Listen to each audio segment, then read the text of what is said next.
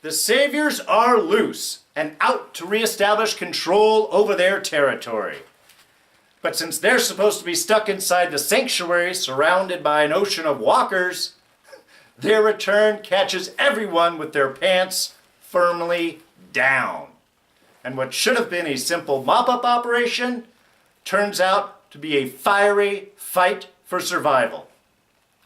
And for one particular person, a fight that will have ramifications for years to come. It's The Walking Dead, Season 8, Episode 8.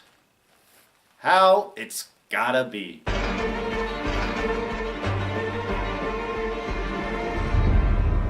Hey everyone, D here, and welcome to this week's review of The Walking Dead. So yes, of course, spoilers, they are coming like in 2 seconds, pretty much right now, so this is your one warning. Alright, so big episode this week, mid-season finale, of course, big cliffhanger moments, lots of action, lots of turnaround, but let's start things off with really our big moment there at the end, the final reveal, and that Carl has been bitten. And not on the hand, not on the arm, not someplace to be cut off. Of course, he's already lost an eye, so he's not much more that you want to lose off of Carl there. But in the torso, in the rib cage, which is pretty much a death sentence right there. And that appears to have happened when he was getting Sadiq. When he had that little walker fight there, and he got kind of knocked down, he got all the walkers over him, and that's always the moment that you're like, wow, I'm really surprised that he hasn't been bitten. Well, he was. And now he is on his way out. Now, this is a huge departure from the comics. Carl's still a very significant character in the comics, so losing Carl makes a huge change, really alters the landscape dramatically. And I know that there's been some rumors that he might have been going. There were thought that he had cut his hair, they had done this. But of course he was in the flash forward scene, so there's no way that he could die, and of course his comic book importance. But I did take a flashback off of the first episode. And while we have that flash forward, and yes, he is there, Chandler Riggs is there, we don't really see him. He kind of passes briefly past the camera, which is the statement of, we're all taking the day off today, we're all playing hooky. And it wasn't my idea to put the song on. Really kind of background stuff. Everybody else is in focus, everybody else has a moment. He is really kind of a background. So if we look at that from a symbolic idea, is that of course, Carl is constantly going to be in the background of everybody's life. He is always going to be present, whether he's physically there or not. So really kind of a huge move on the part of the show. Now, from a reality standpoint, Chandler Riggs has been with this show almost half his life. He's, 18 now? He started when he was 10 or 11, so yeah, years and years. It would make sense that maybe he wants to step away, go to college, have that life, and then if he wants to return to acting, to have that break where he can kind of separate himself from the Carl label on top of him. So from a practical standpoint, from an actor standpoint, I get while there might be that choice to go ahead and step away from the role, but still, just a huge impact. Now, if we look back at the episode, there was a lot of foreshadowing of this.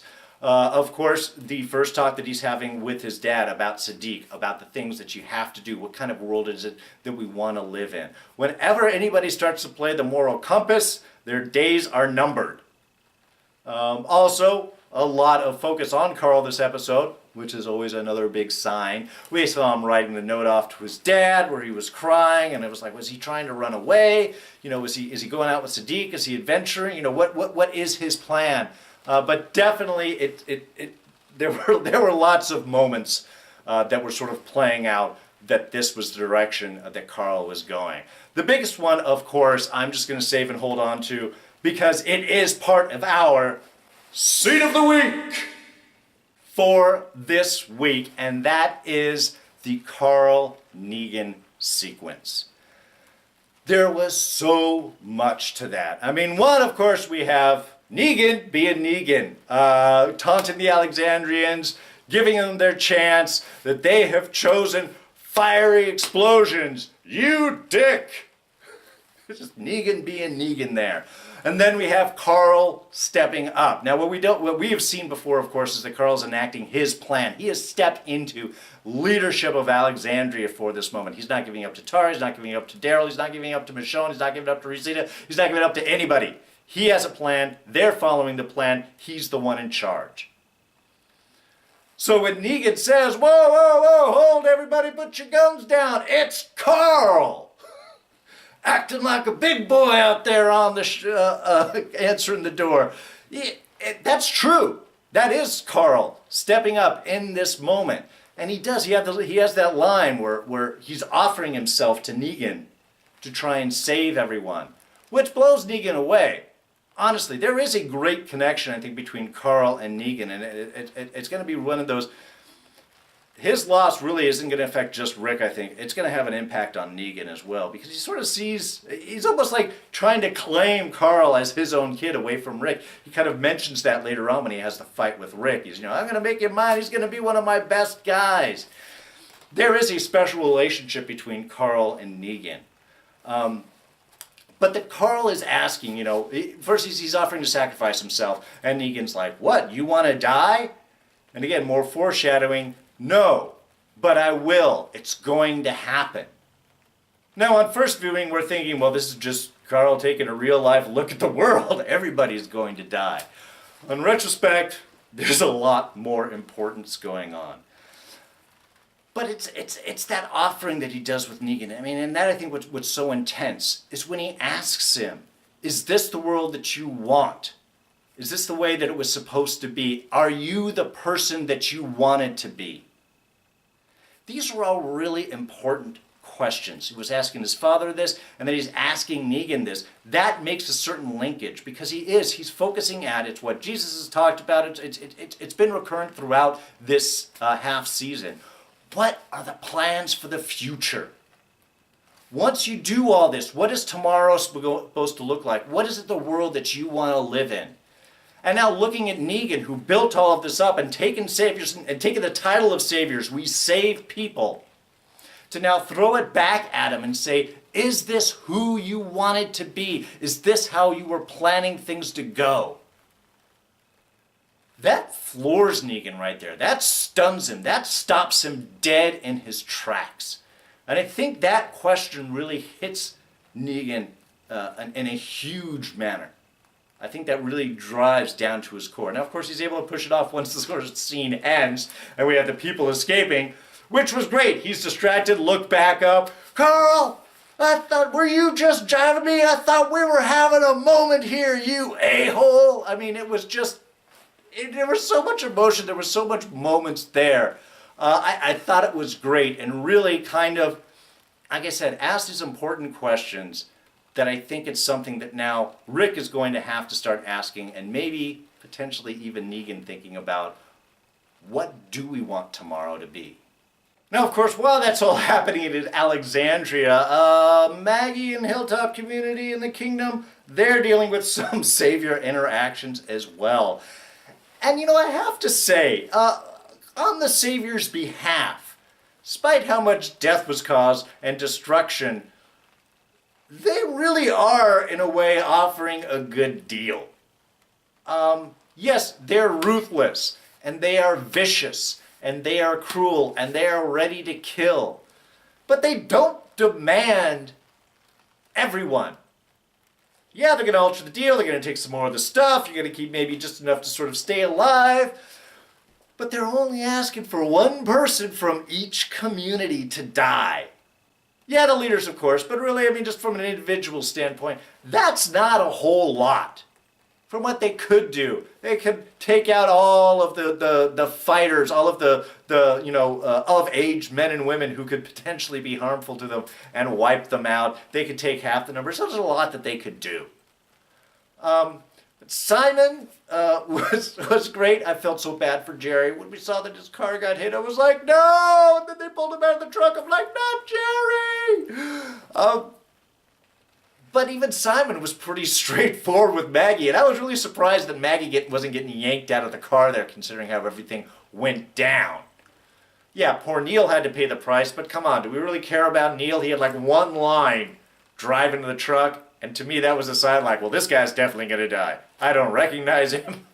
And he just said a word. So that's his one line for the day before he gets axed. So he didn't really surprise me. But even at the kingdom, you know, we have the guy almost apologizing to the community. I'm sorry it has to be this way. There are kids here. Just get Ezekiel out so we can settle this up and move on. I mean, really, they're not wanting to do more than they have to do, which is, you know, really something I have to give up for the Saviors and does give them a certain sympathetic ideal.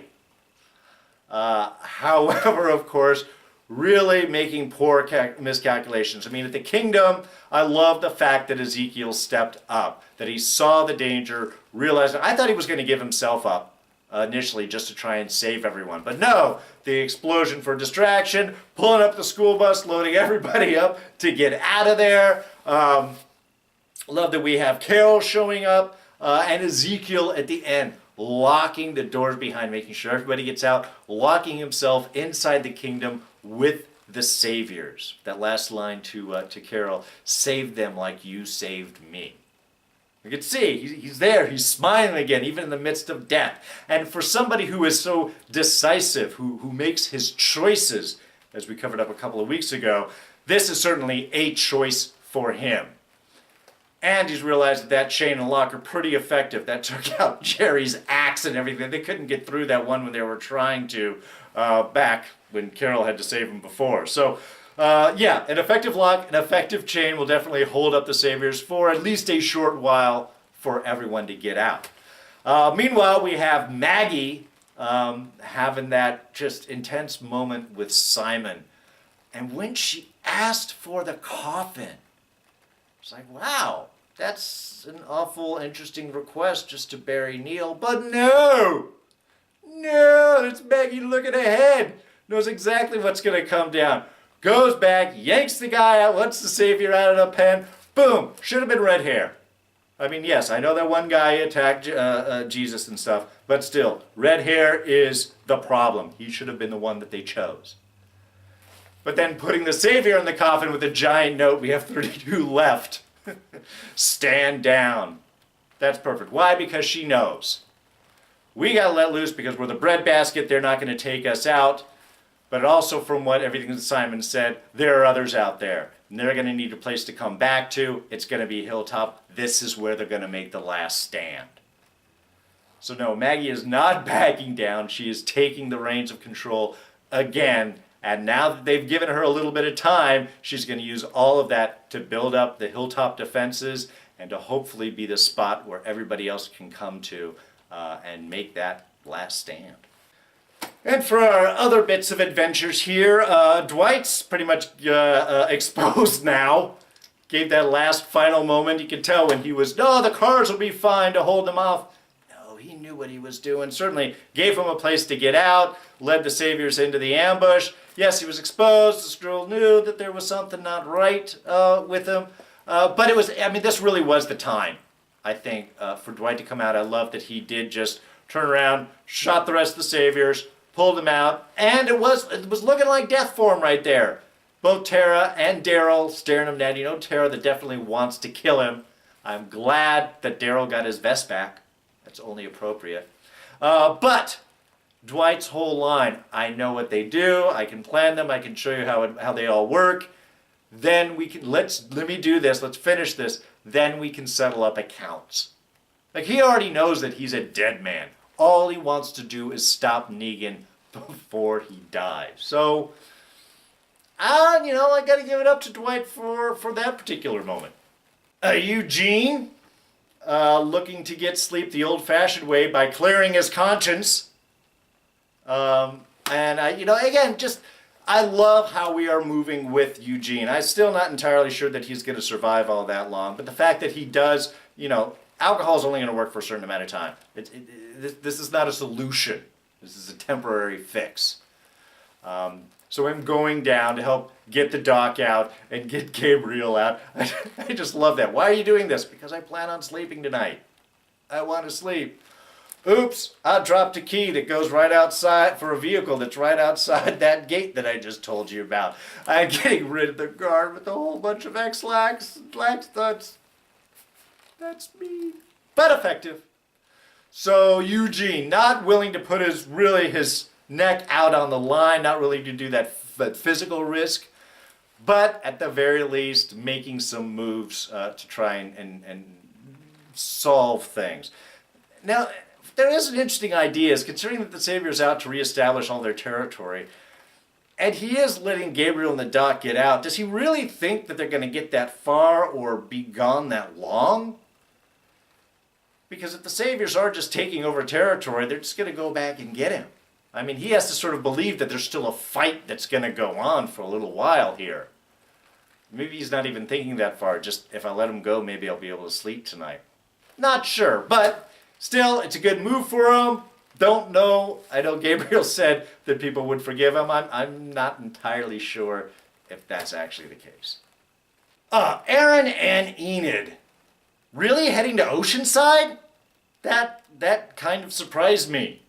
That sort of was their plan. I thought they were going to meet up with everyone. But, I mean, I guess getting more people, so they're not bringing any guns for them. I'm not really sure how they expect that to work out. Anyway, to be honest, this little sequence actually annoyed me the most out of this episode. One, the distillery, the winery. Really? That hasn't gotten taken out? People haven't gone and raided that? It's been like 2 years in the apocalypse? I mean, I guess the idea is that this part of the country, this area, hasn't been explored a whole lot, maybe low population density, so I mean, I guess that's kind of the idea. If they're close to Oceanside, that's sort of what they implied when they went out to that particular area. It was remote. But still, a truck filled up with whiskey and stuff, that seemed a bit of a stretch. But really, if you're going to meet up with Oceanside, leave them a note. Yell out something. So when they see the person, yeah, you've got to be cautious. It doesn't have to necessarily be someone from Oceanside. Could be just some random thief, person, scavenger, raider out there. Sure, a little bit of caution.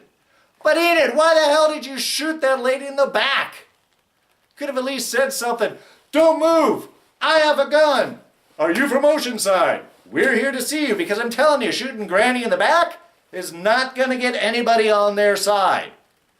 So, honestly, that whole sequence really annoyed me. Between expecting there to still be a working truck and full of liquor in the distillery, and not even writing a big note on the side saying, Oceanside people, we want to meet. Here is a gift. Anything. But shooting people in the back, not a good plan, he did.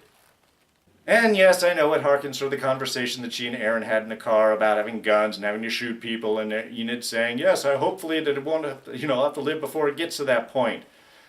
Yeah, it's not. You just got to that point. Oh, and Rick. I haven't talked about Rick yet. There's not really a whole lot of Rick, honestly, in this episode. Yeah, his deal with the heapsters, the whisperers there, lasted all about 2 seconds. We saw the sanctuary was gone, the gunfire started there, taking off down the road. Luckily, we have Carol and Jerry showing up to rescue his butt, so that was nice. Still very sad that Jerry got hit with that car. But still, we just... Considering how much time has all passed, I mean, yes, everything sort of links up with this, but keeping track of where everybody is from a time sequence, I mean, what, did it take you like a day? Maybe just a half a day to get back to Alexandria. You just don't know how far things are. How much time did the Saviors have to prep? A day, maybe? So you just don't really know any of those things. But Rick, obviously terrified about the sanctuary being empty, knowing what Negan is going to do, gets back to Alexandria, which, wow, I guess the Saviors don't really care about that. They were willing to take over his kingdom, use that as their new base of operations while everybody went and fixed up the sanctuary. Well, I guess they gave Alexandria a chance, firebombing it, and then what did Negan say? Burn every other house? So there are some, just not all of the houses are saved. Really kind of surprised, though, how he was moving through the town so easily, and getting back to his house, and not even thinking that maybe Negan would be there. It was just, there wasn't a lot of caution. For all the rush and energy and emotion that was going on with Rick there, not a whole lot of caution getting back into the house. Fun little fight with Negan, mostly fisticuffs. Really surprised Lucille didn't bash the heck out of Rick there. But I mean, it was nicely choreographed, some little bits, some movements. When Rick got pushed out the window by Negan, was kind of surprised that Negan didn't go and then chase after him. He was just like, damn it, you got away. Can't go looking outside, I guess. I'll just stay here and make some more spaghetti. I don't know, that kind of surprised me with Negan. Maybe he does really like Rick's place. But he gets to meet up with Michonne, who decided not to go down, but to go around and not to go down the sewers with everyone, to take out a few of the walkers invading her old home there. Beautiful shot, that one where we have the walker coming by and we just take out that top of the head. That was a beautiful shot. Love the sword in the eye for the Savior too. Also very nice. But we did get our nice little meet-up, and that's when we go down and find out the whole town has been hiding in the sewers. Well, maybe not the whole town. A lot of the town was hiding in the sewers, which I thought was cool. Nobody's got to think to look down there. Everybody thinks that they got away. Easy way to get down and escape and kind of wait everything out and sort of see what happens. So, good plan, Carl. I think overall that was an excellent plan. Certainly keeps Baby Judah safe and all the other little kids. So, yeah. Anyway, it was just kind of an interesting wrap-up. Just really surprised about them getting back into town and Rick moving around in there and the fight with Negan and then just sort of disappearing. As much as Negan seemed to want Rick, he sort of gave up on him pretty quickly. All right, just a couple of things. One, we still don't know how the Saviors got out. They're all saying it was Eugene's plan. That's the only thing we know of. Now, Simon was telling Maggie, go ahead and listen up, and we hear the speakers with the opera, which sounded sort of like the speaker truck, but we know that got wiped out. So we know there were a lot of bullets that were being used. That was one thing that he had said to Negan. This seems to imply speakers, so perhaps they cut a hole through some of them, were able to get out and then use the boom box that maybe Eugene fixed to lure the rest of them out. They didn't seem to kill all the walkers. There seemed a lot of dead ones when Rick showed up there at the sanctuary before he got shot at and the heapsters took off. But there certainly seems to imply that the walkers were led away. They weren't all shot. So I'm hoping at some point we actually get to hear the extensiveness of what actually happened with Eugene's plan, because I'm really curious. Oh, and let's say Dwight should have gotten shot. The girl, the Savior, whose name I can't remember right now, really should have, when she had him dead to rights there, should have shot him. The shot in the arm, what, so she could speak some more? Monologue? Monologuing is always a wrong idea. I guess Negan's the only one that can monologue and get away with it. Everybody else, definitely not. So yeah, Dwight really should have gotten shot by then, or she should have gotten shot. But to get away, surrounded by all that, I don't know, that was a bit of a stretch. Not all serious moments in this episode. The scene where Rosita is piling things on top of Tara. She's talking about the smoke bombs we're going to need, and then, oh, what about that? Yeah, and that heavy case there. Okay, great. And the air horn. And just, yeah, that's perfect. Throw that up on top of there. That's great. Anyway, I thought that was just a nice little lighthearted moment. Negan on his first arrival at Alexandria. No, we didn't kill your snipers. We didn't kill your scouts. We just knocked them out. We're polite. That's so much in Negan's character. But again, doesn't want to have to kill everybody, only enough to make a point. Besides, more people alive means more people getting stuff for him.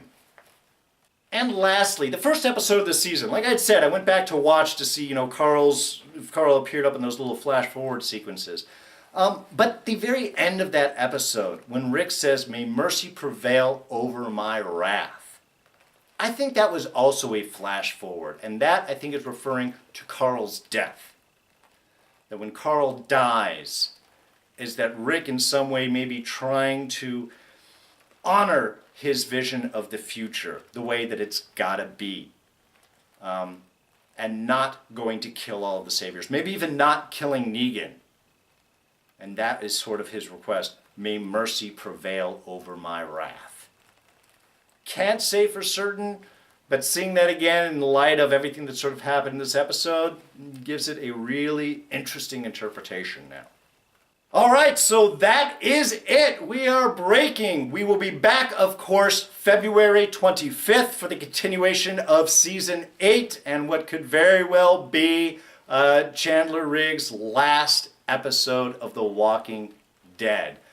His story is not over yet, soon to be, but I think he does have a little bit more to do. And like I said, possibly finding some way to find a future for Rick, for Negan, for the Alexandrians, for the Saviors, for everybody, for a tomorrow for them to really try to aim for and believe in. But that's it for now. Thank you so much for joining me with all of these reviews. I hope you enjoyed them. Now this week, we actually have a week of finales. We started off tonight with the mid-season finale of The Walking Dead. And then Wednesday, we have the Season 3 finale of Mr. Robot. And then Saturday, we have the Season 2 finale of Dirk Gently's Holistic Detective Agency. So lots of finales this week. Now, yes, we do have other shows to do. The Gifted is ending this week, but we'll come back in January for a few more episodes. And Agents of S.H.I.E.L.D. has this week and then another next week before a break. So they're not ending, just some other shows. But I hope you come and enjoy me for all of those. But if you liked this review, go ahead and hit that like button. Thoughts, ideas, and comments, throw those down in the section below. What do you guys think about this episode? What do you think about Carl's whole move? You really think he's going to die, or are they going to try and eke him out? No, probably not. And Negan, is this really the future that he was thinking of? Anyway, your thoughts, your comments, throw those down in the section below. You can always catch me on Twitter and Instagram. I'm at Darren Jakes. Now please subscribe if you are not. Like I said, we've got more reviews, Agents of S.H.I.E.L.D., we got The Gifted, plus next year we're going to be starting out, we got Legion, we'll have Westworld coming back, we'll have the final seasons of Game of Thrones, plus American Gods, tons of stuff. Don't miss any of it. You won't if you're a subscriber. Do that by clicking my face right here. And I'll go ahead and throw up our latest couple of reviews right here, and you can check those out. So, again, thank you for joining me. I'm D, and I'm out of here. I'll catch you guys next time. Bye-bye.